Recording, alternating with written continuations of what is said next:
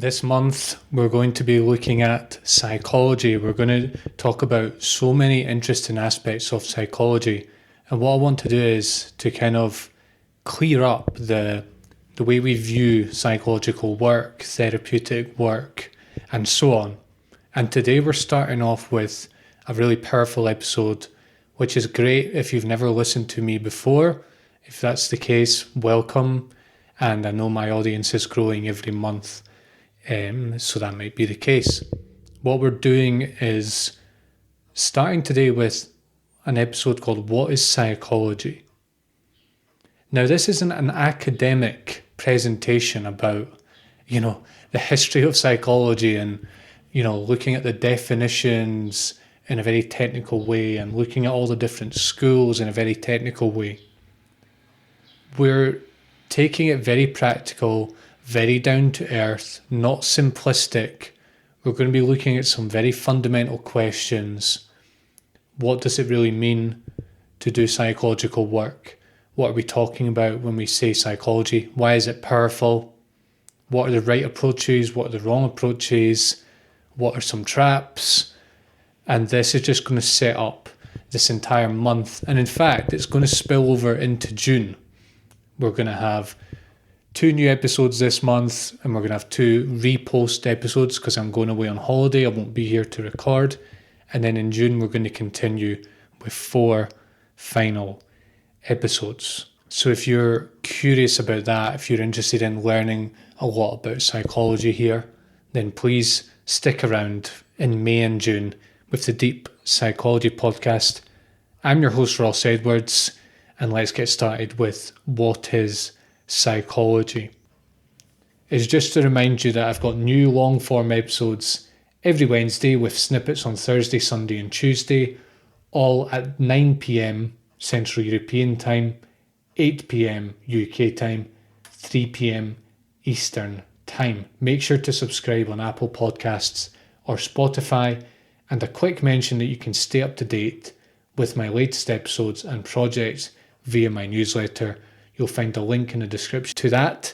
So I'm just going to get right into a definition because that's the title of the podcast. We're asking for a definition. This is a simple but powerful definition of psychology I'm going to give.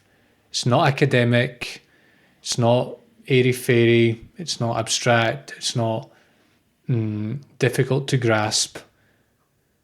The way I'm going to define psychology is the study of why you are as you are. It's that simple. Why you are as you are. And when I'm talking about the way you are, what I mean are things like your habits, your goals, your relationships, your life story, your unconscious aspects, your communication style, your likes and dislikes, your defenses, your aversions, your strengths and weaknesses, your needs, your worldview, and all the rest of it. Your entire inner world. Why is that the way it is? I want you to notice the simple power of this definition because it's very deceptive. It might sound simplistic, like something you would read in a primary school textbook. But think about it like this. You exist as you are. You are the person as you are. There are 7 or 8 billion people on this planet, apparently. And you are you. You are the way you are. Your inner world is the way it is. You have your habits. You have your communication style, your likes and dislikes, your strengths, your weaknesses, your needs, your worldview, and so on. These things are all very specific to you. Now, of course, they're probably duplicated in some form across the world. You exist as the way you do. And it's not just about how many people there are on this planet and realizing that you are a specific configuration of of all those different characteristics, which you may not find in the exact same way in another person. Let's take it deeper. Imagine the fact that you could quite easily not exist. Why should anything exist at all? Why should you be alive? Why should you be able to perceive? Why should you be alive as a human? I don't mean you, I just mean the human condition. Why should the human condition exist at all? Now that's something to deeply contemplate. I'm not going to give you an answer, and I'm not saying there necessarily is a clear answer, but the human condition might not exist at all, and if that was the case, you wouldn't exist. And so you simply couldn't exist as you are. You wouldn't exist at all, let alone as you are. But here we are, and we all exist in the exact way that we are right at this very moment. Why is that? Why do we see the world as we do? Why do our relationships go the way they do? Why do we have the fears that we do? Why do we have the inner struggles that we do? Why are we good at what we're good at? Why are we strong in the areas we're strong at in life? Why do we have recurring patterns in our life, for better and for worse? This stuff is all very specific, and it might not even exist at all. I really want you to grasp the depth of what I'm saying here. Imagine not existing versus existing as you are. Those two things are like complete opposites of each other, and yet here we are, and you're alive, and you are the way you are. If you don't get the depth of this statement, I just really sit and realize that you are the way you are. Your psychology is as it is, and you might not exist at all.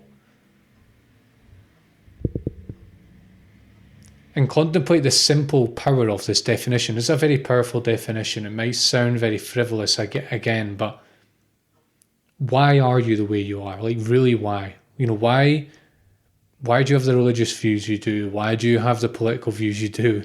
Why do you speak to people in a certain way? Why is this? And it's not a random thing. I'm not saying it's fully deterministic and predetermined either, but why is it this way? Really, why? That is what psychology is trying to ask. And again, this is an academic definition. And a university professor might turn their nose up at me. But this is an extremely practical definition. And it's both very broad and it's very deep, as I've tried to show you there. So there are many branches of psychology, even though we're not doing an academic thing here. It's interesting to realize that there are many branches of psychology and to ask, why are there so many branches? And there's quite a simple explanation for that. Some of the branches are social psychology, developmental psychology, cognitive psychology, analytical psychology, evolutionary psychology, depth psychology, abnormal psychology, behavioral psychology, I do apologise, spiritual psychology. What is going on here? I mean, that's just a short sample. You could do a bit of research and find just how many main branches of psychology there are. There's probably 20, 30, 40, 50. And once you get into sub-branches, you're really, it's kind of endless. What is going on here? Well, if we remember that psychology is a study of why we are the way we are, what you can realize is that what these different schools of psychology are doing, and these different, really, they're different practices of psychology, because they're not just academic schools, but in therapeutic situations, all these different branches are used and they're often intermingled. What they're all trying to do is to answer this question of why we are the way we are from different angles. They're like different answers to the same question. For example, right, social psychology would ask, how does our social world influence who we are? And I don't just mean your own personal social circle, although that's obviously a factor, but It's more the social nature of the human being in general, regardless of who your social circle is. How does that influence who we are? And obviously, you could be just a social, people spend their entire career studying social psychology. Developmental psychology would ask something like, how do the stages of human development influence who we are? There are many theories that lay out the stages of human development in many different areas of human psychology. So how do those influence who we are?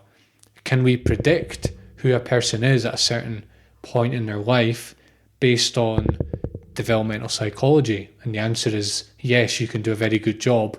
And not just age-related development, but just mind development, which isn't strictly age-bound.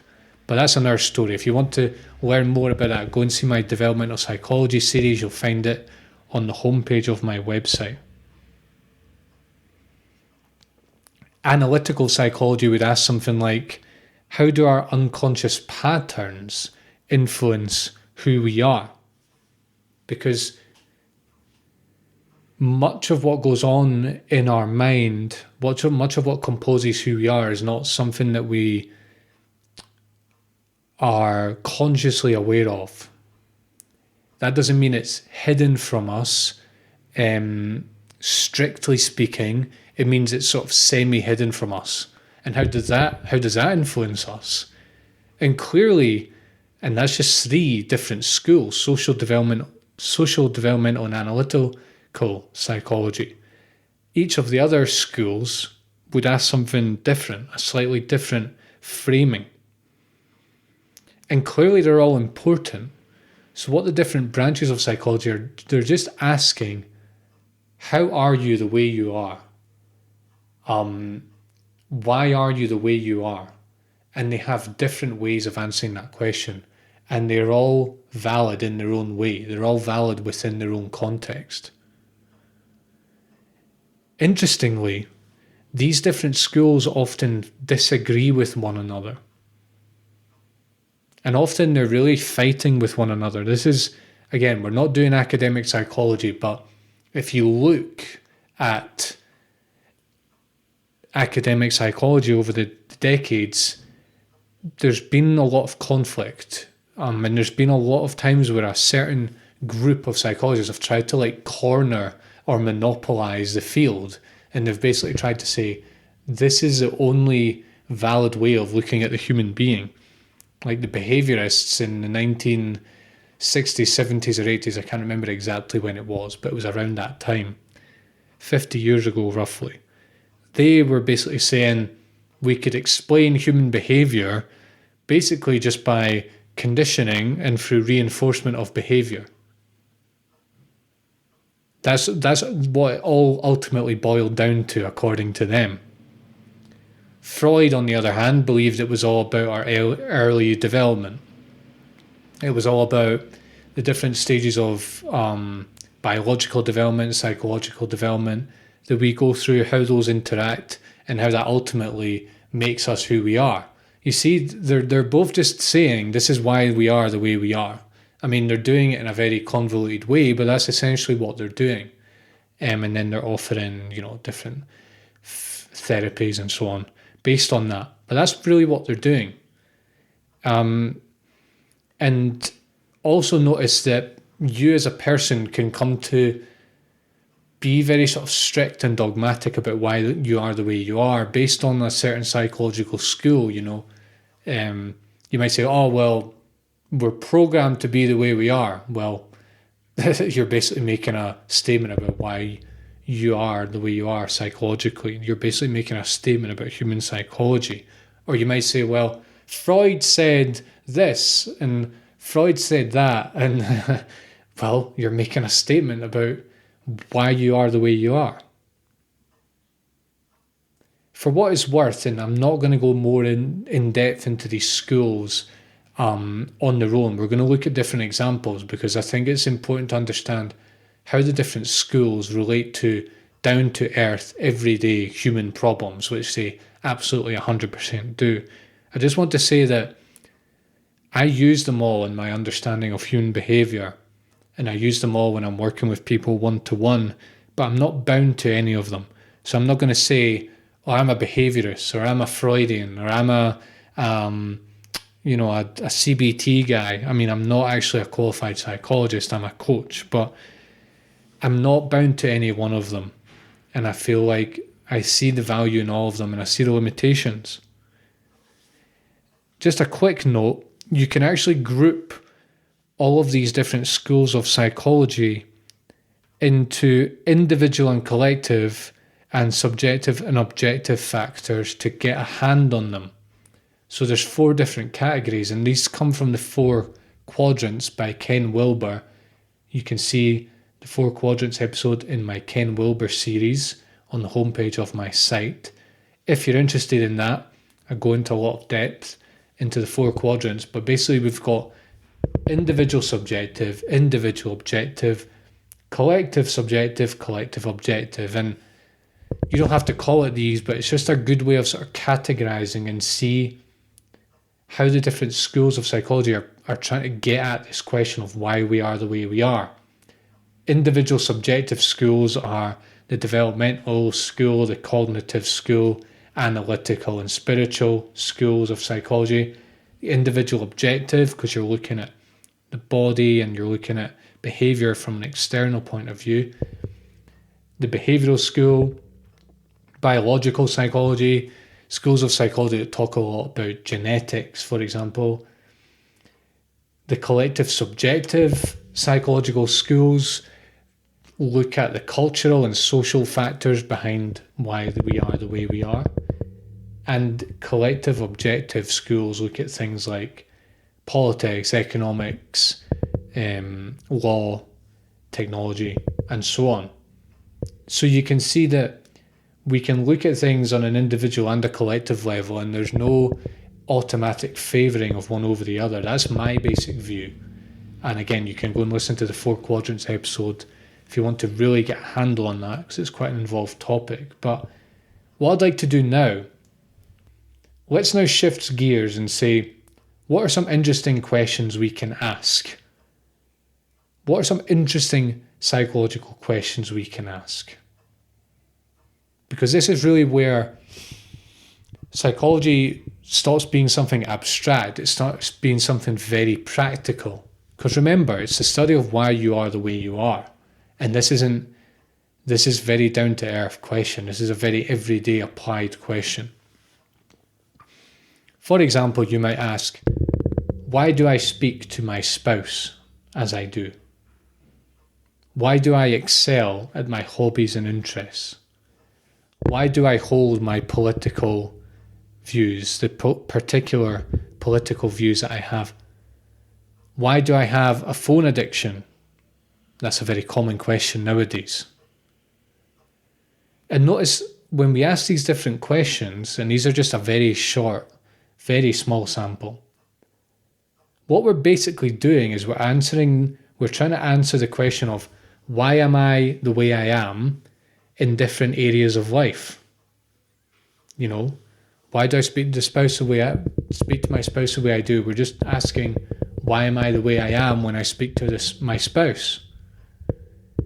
So that's why I said that the definition of psychology that I gave is very broad, but it's also very deep.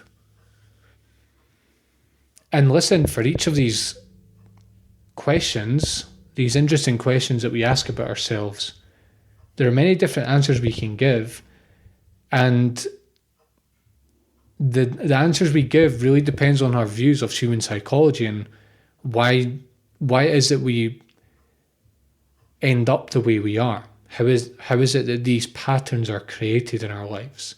And then how we choose to address it, what will we do about it, also depends on what our views are. So you see the impact is just, even the way the basic answers we give to these questions frame our entire view and our entire approach to dealing with it if we choose to do it. If we choose to do so. Let's look at a very basic example, but one that just shows the different views we can have and how that influences us, and also the complexity of this question. Even though it seems simple, This question is, why do I excel at my hobbies and interests? Ask that to yourself right now. If you've got a particular hobby you enjoy, an interest, and you put a lot of time into it, and people notice that you're above average or even outstanding in that area, or even your career. If you've got a successful career, or just any area in your life where you stand out, ask yourself, why do I excel at this? And just as I'm talking here, try and find your own answer to that question. But continue to listen, because there are many ways to answer this question. We're going to look at a small selection just so you see the different ways that we can look at this.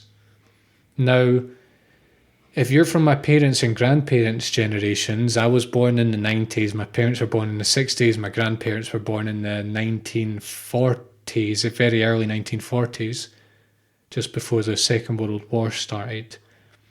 Their answers are very telling as to how they view the human being and why we are the way we are. Their explanation for why people excel at things is basically comes down to genetics, that it runs in the family, that it's inherited, and that it's basically just like random selection. So for example, if you're a good musician and you ask someone from my parents or my grandparents' generation, hey, why am I a good musician? They'll say, oh, it's just in your genes. And you say, well, okay, I understand that if my mum and dad are musicians, that maybe there's a genetic factor there. But if my mum and dad aren't musicians, how on earth can I be good? And they might say, well, your great granddad played the violin a little bit. So there it is in the family. And it's going to be hard for them to kind of see another point of view. I mean, listen, I'm just talking about my own experience in general of how my parents and grandparents' generations see something like this. But that might not be the case for you. But in any case, I'm sure you know people that view it like this. Another person might say that it's to do with your life history, so it's more of a behavioural explanation. So they would say something like, well, you are very good in this area because you've slowly built the habits. You've been passionate about your hobbies for many years. You're an ambitious person. You're autonomous. You don't need someone to kick you up in the backside to get you to practice your instrument or whatever. Or to, do some painting on the side. You just do it yourself. You deeply grasp how learning works, and so you know what to do, and you know what needs to go into something for you to get really good at it. Someone could, people quite easily hold that point of view. That's a very specific way of saying why you are very good in this area, why you are the way you are in this area. Do you hold that point of view? You could also look at the zeitgeist. You could say, well, why do I excel at my hobbies and interests? And you could say, well, it's because we live in an individualist era in which it's advantageous to excel at different pursuits because it makes you stand out. It's good to have like other interests. It's good for your CV because it shows that you're autonomous, that you take the initiative, that you overcome your fear, that you're willing to grow, that there's more to your life than just your career, which might not always be an advantage in certain careers, but in others it certainly is. You might say, well, it's also because it's easier to learn than ever before because there's the internet and there's so many websites. Like if you want to learn anything, you can pretty much go from zero to hero just by watching free YouTube videos. There's so many resources. There's, if you want a book delivered to your house, you can get one in a few days quite easily. And you can be living anywhere in the world, whereas 100 years ago, if you wanted to learn some weird instrument, you'd be struggling to learn it. You'd have to travel. You might have to even move to a different village or city just to learn an instrument because there was no other way to do it back in the day. we have more free time nowadays because there's not, we've got modern appliances and we're not working out in the fields all day, and you know, um, we've just got a lot of modern comforts and give us more free time. You see, that's another totally legitimate set of explanations for why we're good at something. And you might even give like a more analytical explanation. You could say, well, you had some early experiences in that area. Maybe you wanted to become an artist because you went to some art exhibition when you were younger, and something, even though you're young, you didn't really understand the art very well. Maybe there was some painting that really caught your eye and that became lodged in your mind for all these years, and it's sort of driven you in the background for many years to get good at this thing. That's a more analytical and more sort of looking at the subconscious. You see that, and listen, that's just a very short. We've looked at genetics, we've looked at behavior, we've looked at the zeitgeist, which are more cultural, social explanation. We've looked at the unconscious. Those are just 4 areas. We could look at so many other areas that would explain why you excel at your hobbies and interests, right? And it's interesting to notice that none of these answers are complete on their own. Some of them I don't agree with, but even the ones I do agree with aren't a full explanation. They have their own flaws, and you can't explain the whole thing by them just by looking at that one point of view, for example. Because who we are is really a complex mosaic that depends on individual and collective forces. And there's so many of those forces that it's really tricky to narrow it down. And that's not a flaw. That's just the nature of why we are the way we are. It's a very complex set of forces guiding why we become the way we are. Let's talk about the different sort of therapy modalities under this definition of looking at psychology as the study of why you are the way you are. So looking at something like psychiatry, for example, you might say, well, what does psychiatry have to do with this? Because psychiatry is very psychological. There's a lot of psychology that's used in psychiatric treatment. What's that got to do with this? Well, listen, you could say that psychiatry is about changing enduring and highly damaging aspects of who we are often through chemical interventions, through quite,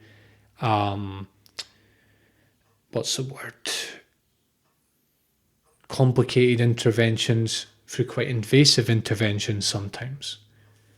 Whereas something like psychotherapy is changing more what I would call problematic aspects of who we are in still critical areas of our lives, but it's not like life and death. Whereas if you're getting psychiatric treatment, often it's quite a severe thing. It's really affecting your functioning, your basic functioning. And something like coaching, which is really what I do, is optimizing who we are in important but not critical aspects of our lives. Now listen, these definitions are just, it's just to try and get a handle on the subject, because listen, as a coach, for example, I can work with people if they have a critical condition. Let's say they're depressed. I can work with them and I can give them tools, but I cannot, strictly speaking, I cannot do psychotherapy on you, and I definitely cannot diagnose or treat the condition directly. Now, obviously, that's a grey area, but these things aren't set in stone. There's not absolute rigid boundaries between them. Think of coaching as, on one end of the spectrum, as like soft intervention with greater flexibility and focused on more conscious and willed change, whereas psychiatry is hard intervention with less flexibility and focused on sort of external intervention.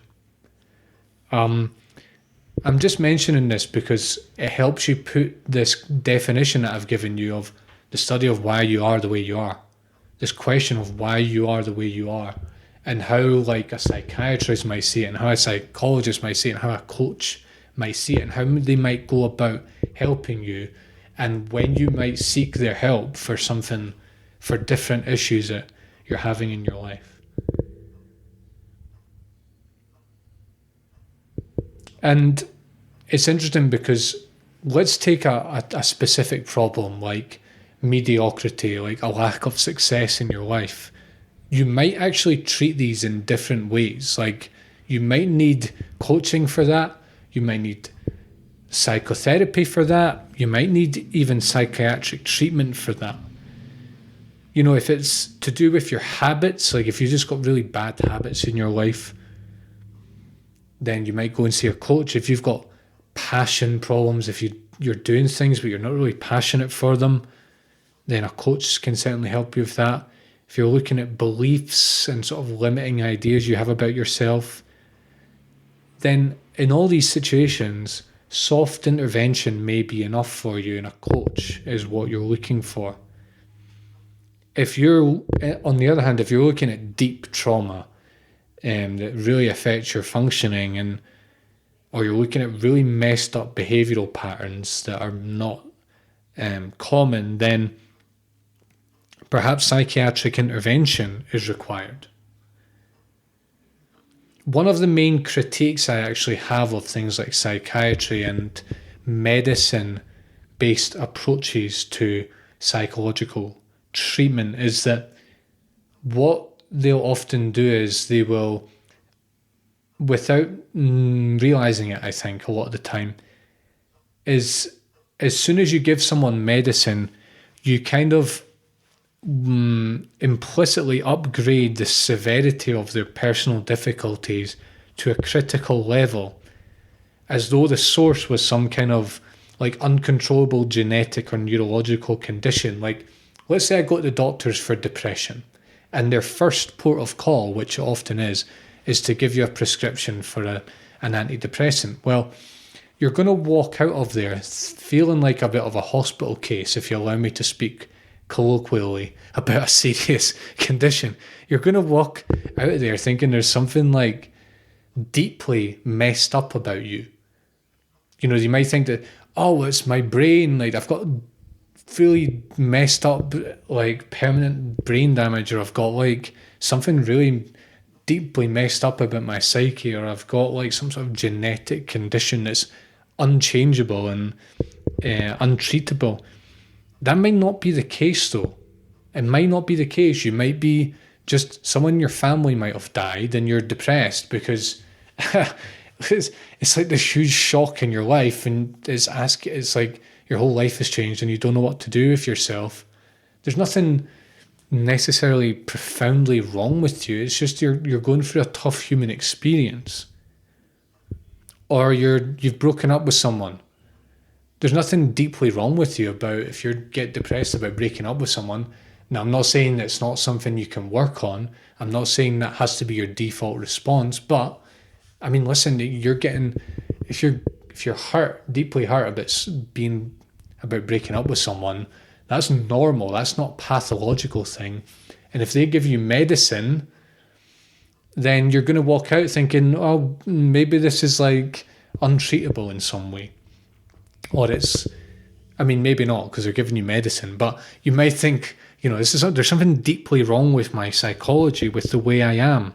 But it might not be. It might be, it might be a behavior thing. It might be a habit thing. It might be a mindset thing. It might be, it might just be that you're passing through a normal human experience.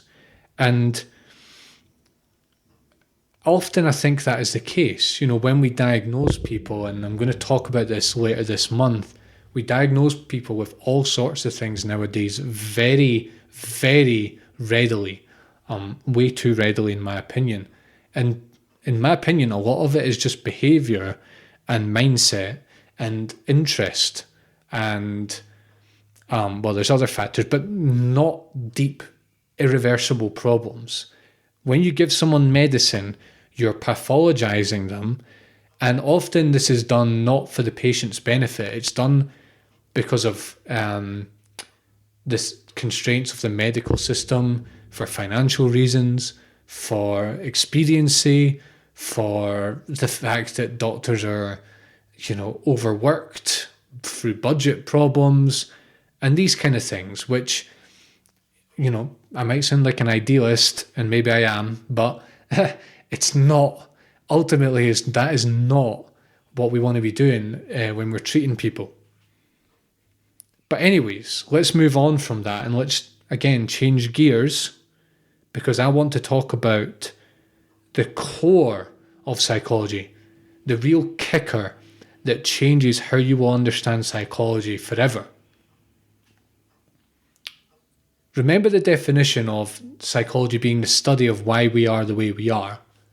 I know I've done that to death, but it's simple but very powerful, this definition. I'm going to make a claim here that, as I've said, will alter how you see psychology and how you see yourself forever. I'm going to claim that all of our traits, all of the ways we are, and there are many of those ways, have deep and fundamental reasons, and that through careful introspection, self-observation, and inner work, we can discover them and change them if need be. So that's quite a dramatic claim that I'm making. And I think it's interesting to comment that from a personal point of view, when I say deep fundamental reasons, I'm not really talking about genetics. I don't believe in genetics all that much. I really don't. I don't believe in it. When we're talking about human psychology, I do not believe in genetics very much. And we're going to talk about this a lot more this month. What I'm saying is that there are fundamental reasons that you are the way you are. And these are things that you can actually discover and change yourself. They're not genetically bound or determined. They're not because you are wired a certain way, as we like to say informally, and that is the way you're going to be forever. And it's not that you need to get medicine and you need to do this and that. It's actually a lot of it, and a great majority of it, is things that are actually in your direct control, that you can learn to see for yourself, that you can learn to discover and understand why they came to be that way. And there are things you can change through conscious work. And the main insight I'm using here to ground what I'm saying is that your psychology is not external to you. In other words, the way you are is not external to you. Now, that might sound obvious, but whenever we give when we give people medicine, and when we talk about the brain, and we talk about our genetics, and we talk about people being wired a certain way, we're basically externalizing the problem. Now, obviously, your brain isn't external to you. Your genetics are not external to you. But it's the way we talk about it. It's the way we talk about it in a very sort of conceptual, abstract, predetermined way that I think is fundamentally disempowering for people, and it's not accurate, because the way you are is not invisible. It's not invisible. The way you are is by definition visible, because we're saying it's the way you are. Obviously, that is a visible thing. The way you speak to people is very visible. Your habits are very visible. I'm just looking back to see the different things we've talked about. Your aversions are visible. Your defenses are visible. Your weaknesses, your strengths, your needs, your worldview, your life story, all of this is very visible. And it's not just visible to other people, which is helpful, because that can be a good way to get feedback and a good way to understand why you are the way you are. But it's visible to you from the inside. Now, that's quite a big claim I'm making, but also I'm really sort of putting a lot of faith in introspection and in self-awareness, because I think this is just so powerful and so fundamental, and that these factors can be brought into conscious awareness. That doesn't mean that there aren't factors that are beyond our conscious awareness. Now, I'm not saying that, for example, if you look at sort of the collective aspects of why we are the way we are, things like the culture and the social milieu and the political situation, the economic situation, the technological situation. I'm not saying that you're going to know everything about the way you are, but what I'm saying is that the actual way that you are, not the reasons behind it, the way you actually are, is visible to you and it's visible to other people. It obviously depends on how aware and tuned in they are and how aware and tuned in you are, but fundamentally they are available to introspection, and they are available to you becoming aware of them. Okay? And also that remarkable change is possible to create from within for this very reason, because if your psychology was invisible to you, if the way you are was invisible to you, it wouldn't be possible to change it, would it? Because to change something, you have to know what you're changing. You have to see where you are now, see where you want to get to, and do something to make that happen. But that's not the case. The way we are is visible, therefore change is possible, because we can see where we are, we can figure out where we want to be, and we can take action to make that happen.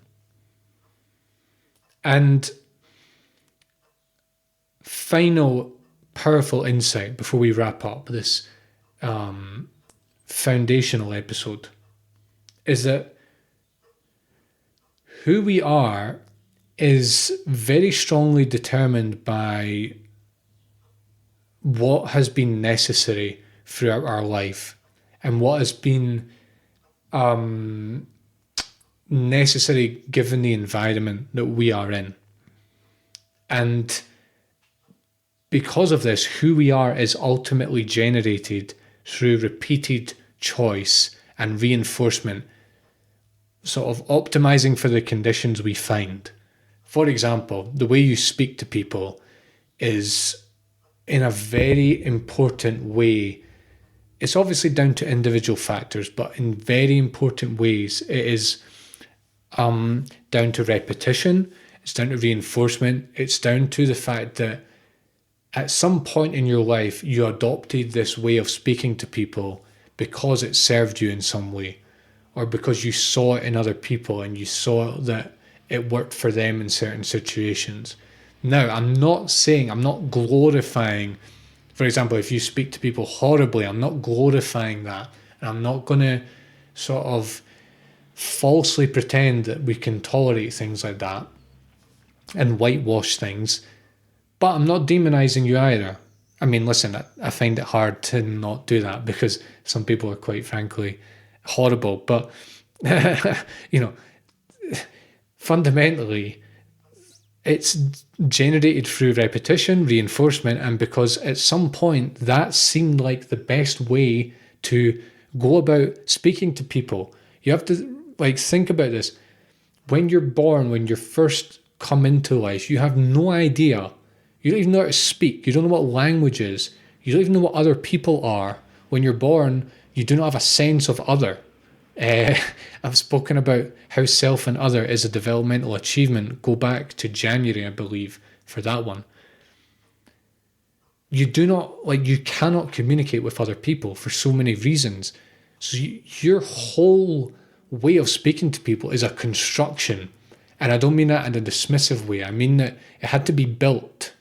It's not just given to you, it had to be built. How was it built? It was built in a large way. I'm not reducing it to this, because again, there's so many factors involved, but I'm saying in a very large way, it's just repetition, it's just reinforcement, and it was because this seemed like a good idea to you at the time. Okay? And this is powerful because what we realize is that we are being ourselves all the time, and this is an active thing. I'm not saying it's always something that we're really aware of and that we're conscious of, and that we're deliberately making choices in every single moment as to who we're going to be, because frankly that would be exhausting, and no human being on the planet is conscious enough to do that, I think. But it is still an active process, because every time we do something, every time we speak, every time we express a need of ours, every time we act out a need of ours, every time we do something, we are reinforcing who we are, right? And because that is ultimately something we can become aware of, it's something that is ultimately visible to us, then it's possible to become remarkably aware of how you are reinforcing who you are, by how you're actively being who you are. And this is not through reading books. It's not through attaching yourself to a single psychological school and saying, well, Freud was the best and Carl Jung said this and that. No, it's through self-awareness, right? It's through deep self-awareness of how you operate, how you are the way you are. And through deeply questioning why you are the way you are. Why? You could not exist as a human. Life could not exist. You may never have been born. But here you are, and you are the way you are. Why? Why are you that way? That is the question that we're answering this month. And that is the question we have set up in today's episode. So, folks, just want to remind you that this is the first episode in my What is Psychology, or my psychology series, which is going to last till the end of June. Really hope you stick around. We're going to have new long form episodes every Wednesday on this series from now till the end of June, with snippets on Thursday, Sunday and Tuesday, including tomorrow and Sunday coming, Tuesday coming, all the way through to next week's episode, which is going to be another fascinating look at a more specific aspect of human psychology. Those will all be at 9 p.m. Central European Time, 8 p.m. UK time, 3 p.m. Eastern. Make sure to subscribe on Apple or Spotify. And a quick mention that you can stay up to date with my latest episodes and projects via my newsletter. There's a link in the description to that. And you can find my books there as well. Stick around, folks. I'll be back very soon with the next one. Take care. See you soon.